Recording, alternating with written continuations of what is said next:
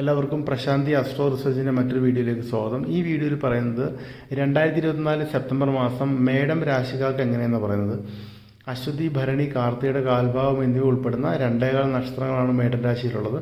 ഇവർക്ക് എങ്ങനെയാണ് ഈ 2024 സെപ്റ്റംബർ മാസം എന്ന് നമുക്ക് പരിശോധിക്കാം. 2024 വർഷത്തിൻ്റെ രണ്ടാമത്തെ പകുതി ഇവർക്ക് വളരെ അനുകൂലമാണ്. വ്യാഴം ധനസ്ഥാനമായ 2-ൽ നിൽക്കുന്നു.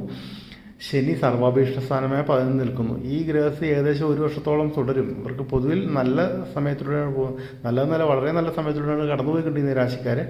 എങ്കിലും നമുക്ക് സെപ്റ്റംബർ മാസത്തെ ഗ്രഹസ്ഥിതി ഒന്ന് പരിശോധിക്കാം. സൂര്യൻ 5-6 ഭാവങ്ങളിലൂടെ കടന്നു പോകുന്നത് ഇവർക്ക് വളരെ നല്ല ഫലങ്ങൾ നൽകും. 6 ഭാവത്തിൽ നിൽക്കുന്ന ശുക്രൻ വ്യാഴത്തിൻ്റെ വീക്ഷണത്തിൽ നിൽക്കുന്നതുകൊണ്ട് ഇവരുടെ വ്യക്തിബന്ധങ്ങളിലും ഇവരുടെ പ്രണയബന്ധങ്ങളിലുമൊക്കെ മനോഹരമായ സുവർണ നിമിഷങ്ങൾ സൃഷ്ടിക്കപ്പെടും. 5-ൽ ബുധൻ വക്രഗതിയിൽ നിൽക്കുന്നത് ആശയവിനിമയത്തിലുള്ള കുഴപ്പങ്ങൾ കാരണമാകും. 3 നിൽക്കുന്ന ചൊവ്വ ഇവരുടെ വളർച്ചയും ഇവരുടെ കരിയർ ഗ്രോത്തും ഒക്കെ ഒന്നുകൂടെ വേഗത്തിലാക്കും, ഒന്നുകൂടെ ആക്സിലറേറ്റ് ചെയ്യും. 12 നിൽക്കുന്ന രാഹു 12 വ്യയ ശയനസ്ഥാനമായിട്ടാണ് പറയുന്നത്.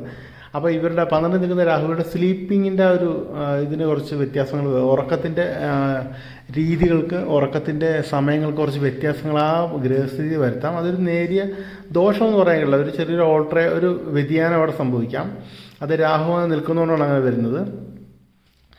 6-ൽ നിൽക്കുന്ന കേതു, അതായത് ശത്രുസ്ഥാനത്ത് നിൽക്കുന്ന കേതു ശത്രുക്കളെയൊക്കെ തുടച്ച് നീക്കുന്നൊരു ആണ്. നമ്മുടെ ഭാഗ്യങ്ങളെയൊക്കെ വളരെയധികം വർദ്ധിപ്പിക്കും. അത് കേളയോഗം എന്നൊരു യോഗമാണ്. കേളയോഗം അത് വ്യാഴത്തിൻ്റെ വീക്ഷണത്തിൽ നിൽക്കുന്ന കേതുവാണ് കേളയോഗം ഉണ്ടാകുന്നത്. അതും ഇവർക്ക് വളരെ നല്ല അനുകൂലമായ ഒരു ഗ്രഹസ്ഥിതി ഇതിനെ കണ്ടു. വ്യാഴത്തിൻ്റെ ദൃഷ്ടിയിൽ ശുക്രനും കേതുവും നിൽക്കുന്നു. അന്ന് രണ്ടിനും അനുകൂലമായ ഭാവം കൂടിയാണത്. 2 നിൽക്കുന്ന വ്യാഴം ഇവരുടെ ഭാഗ്യവും ധനവും ഒക്കെ വളരെയധികം അനുകൂലമായൊരു ഗ്രഹസ്ഥിതിയാണ് പറയുന്നത്. 11-ലാണ് ശനി നിൽക്കുന്നതെങ്കിലും ജൂൺ അവസാനം മുതൽക്ക് വക്രഗതിയിലായത് കുറച്ചൊരു ഇവർക്ക് ചെറിയൊരു കുറച്ച് തടസ്സങ്ങളൊക്കെ വരുത്തിയേക്കാം.